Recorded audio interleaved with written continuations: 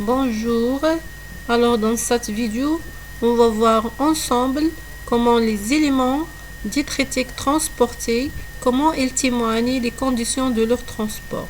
Ça veut dire comment, après l'étude des éléments transportés, comment on peut savoir quel est l'agent de transport, ou bien quelles sont les conditions de transport et quelle est l'origine de ces éléments-là. إذن سوف نرى كيف تمكننا دراسة العناصر المنقولة من استنتاج عوامل النقل. Vous avez compris? Alors, par l'étude de quartz, c'est quoi le quartz? Alors, le quartz, c'est un élément minéral parmi les constituants du sable. Alors, on dit les grains de sable ou bien les grains de quartz qui existent dans le sable. Alors, pour le sable, on a trois types. On a le sable éolien, sahraoui, le sable fluviatile et le sable littoral. لدينا الرمل الصحراوي، الرمل الشاطئي والرمل النهري. Les trois types ils sont différents. Alors, comment on peut savoir quelle est la différence qui existe entre les trois types? L'observation de la forme et de l'aspect de surface des grains de quartz permet de distinguer trois types de grains. Chaque type est le résultat d'un mode de transport. Très bien. Alors, quels sont ces trois types et quelles sont les caractéristiques de chaque type? L'étude des grains de quartz et du sable. Pour observer les grains de quartz, pour observer le sable en général, on suit les étapes suivantes.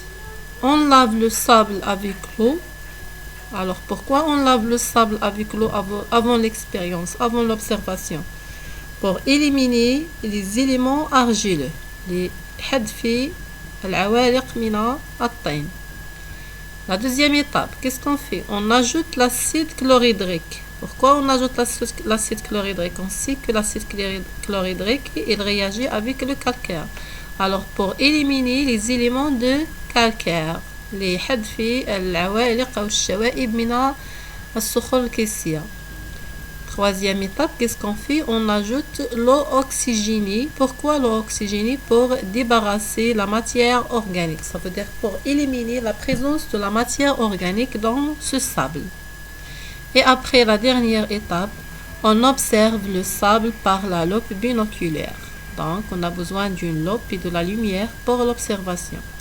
L'observation permet de distinguer trois types de grains. Qu'est-ce qu'on va observer? Voilà les images qu'on peut trouver dans cela. Donc cette expérience, on fait toujours cette expérience à l'intérieur de la classe. Mais dommage, dans ces conditions-là, on ne peut pas faire. Donc, on va voir seulement les images. Alors, voilà, il y a une différence entre les trois types.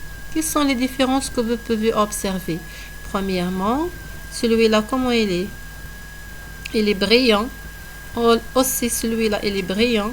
Alors que ce type, il est mat. Pourquoi les deux types de sable ils sont brillants sous la loupe? Parce qu'ils sont transportés toujours par l'eau. Alors, celui-là, peut-être que c'est un exemple de sable éolien. Pourquoi? Parce qu'il est mat, parce qu'il ne transporte pas par l'eau.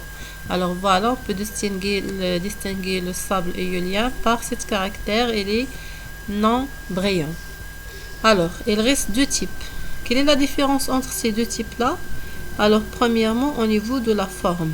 Celui-là, il est plus ou moins circulaire, alors que l'autre type, il a des angles, ou bien on dit anguleux. Pourquoi il est circulaire, ce type? Parce qu'il se transporte par l'eau à des distances importantes pour arriver jusqu'à les milieux littoraux. أثناء نقله لمسافة طويلة يتم كسر الجوانب حتى يصبح شكلها دائري. Alors que ce type, c'est un sable littoral. Celui-là, pourquoi il a des angles? Parce qu'il est transporté seulement à des distances faibles. Alors c'est un sable qui existe dans les fleuves ou bien fluviatules. Très bien. Alors, ce tableau-là, il résume les caractéristiques. Le sable fluviatile, c'est un sable anguleux. Il a cette forme-là, presque ce schéma-là. Alors, il s'appelle grain non isu, حبات غير محزة. غير محزة يعني لم تكسر جوانبها. Alors, pourquoi? Parce que non transportés et ayant subi un faible transport par l'eau de la rivière, ou bien il est transporté à des distances faibles. Pour cela, il a des angles, ils ne sont pas cassés. Alors, la première caractéristique, il est anguleux. La deuxième caractéristique, il est brillant. Il est brillant parce qu'il est transporté par l'eau. Il est non usé ou bien anguleux parce qu'il est transporté à des distances faibles. Le deuxième type, le sable de plage ou bien le sable littoral, il a cette forme-là. Les angles ils sont cassés. مدملكة. Alors grain émoussé luisante. حبات مبرقة ومدملكة. برقة هي brillante. مدملكة كانت لها جوانب وكسرت. لم تبقى تلك الجوانب الحادة.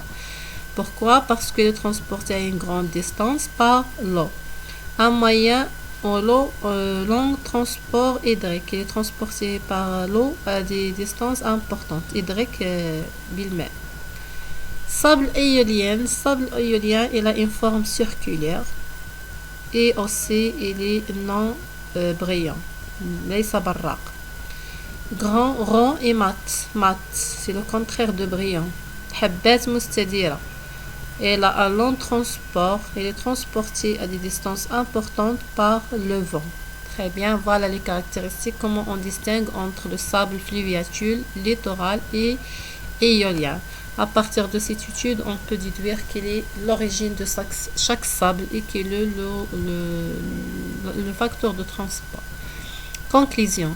On déduit que l'agent de transport influence sur l'aspect des grains de quartz du sable de telle façon qu'on peut connaître le type de sable à partir de l'aspect du grain de quartz. Très bien. Donc, on va arrêter à ce niveau-là. Et à la prochaine vidéo, Inch'Allah, on va expliquer le phénomène qui suit le transport, c'est la sédimentation.